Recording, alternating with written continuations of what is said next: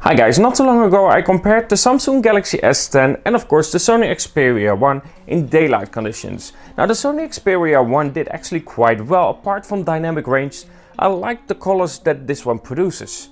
Now in low light though, there's a question. Will it outperform the Samsung Galaxy S10, which isn't good in low light to begin with? What Samsung has as problem in low light is that it's trying to make it a daylight picture, which is something you don't do with night shots. It loses the scenery of that night shot. So I'm curious if the Sony Xperia 1 will perform better than the Samsung Galaxy S10. Let's find out in this video. And of course, if you like this video, don't forget to leave a like after it. And of course, if you want to see the daylight comparison, I will leave a link in the description. Anyway, let's dive into this comparison with the night shots from the Sony Xperia 1 and of course the Samsung Galaxy S10.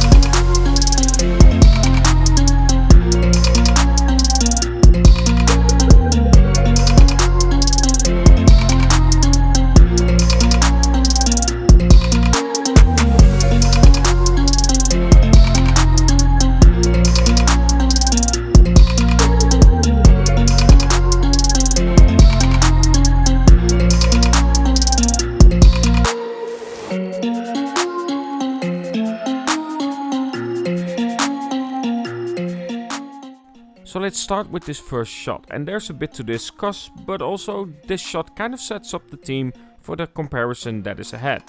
Now to start off, the control of lights is handled better by Samsung. You can see a bit more detail on the street lights, but also less hard reflection on the wall with those lights. And then the church itself is better exposed, and the Sony goes for a slightly more warm tone. Now in this next shot again, light is much better controlled by Samsung, and this is with it not being great here as well. But that church itself looks much nicer on the Samsung, which is for me the main focus point combined with the water itself. And then when I make the main focus point the water itself, well again we see a pretty big difference in control of light.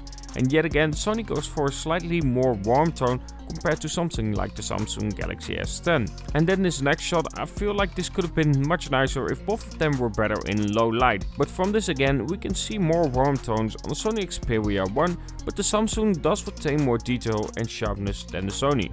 And in this one both just don't perform that well. There's plenty of noise and the shots don't look good. The Sony Xperia 1 goes for more exposure but retains less detail because of it.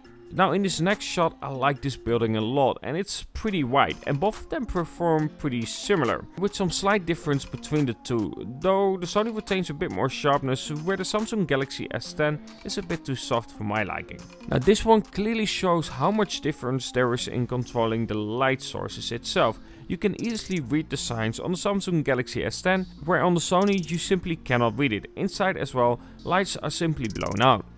Now this fountain is a beautiful feature in the city of Arnhem, even more so in low light. Both again aren't doing that great.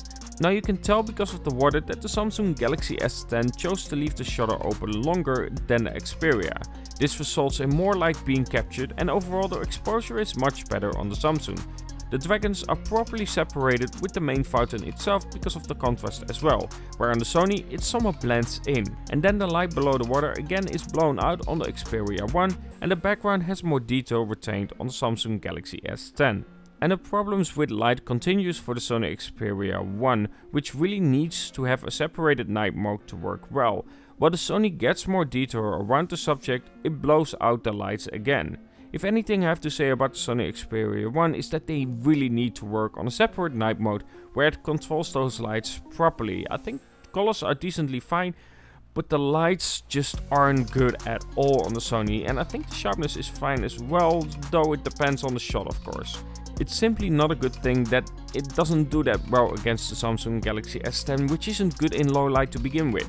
Samsung for itself of course needs to work on making things too soft because they want to remove as much grain as they can, and what Samsung does is try to keep that shutter speed open for a longer amount of time, trying to fix the low light issue. But what you do with that is you completely lose the scene, and lights tend to be blown out more than they should be. Anyway, let's look at some more shots comparing the Samsung Galaxy S10 with the Sony Xperia 1.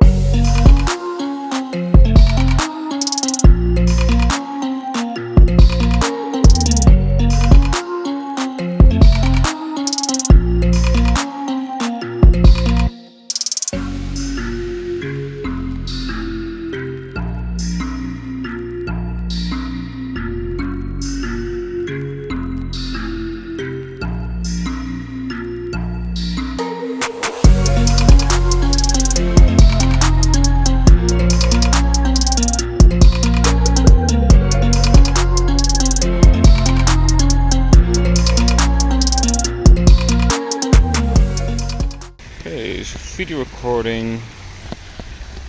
Okay, video recording both at 4K. Straight away, the S10 is more natural, but I like the Sony better, at least the fountain itself. But also the fountain is better controlled by the Sony.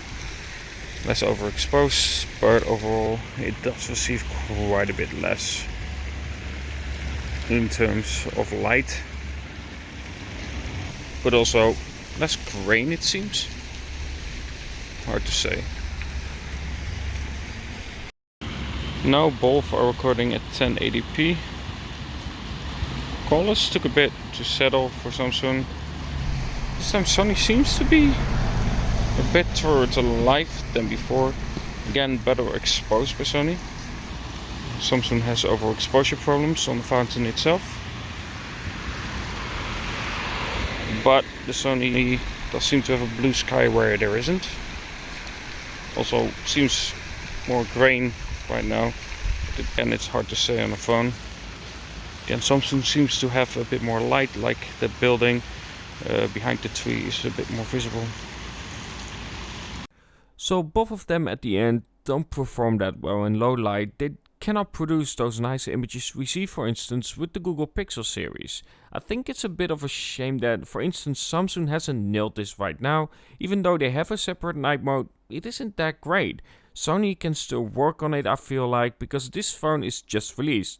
And we might see some updates where it actually helps with low light. But so far, what we have right now, I think both aren't performing well.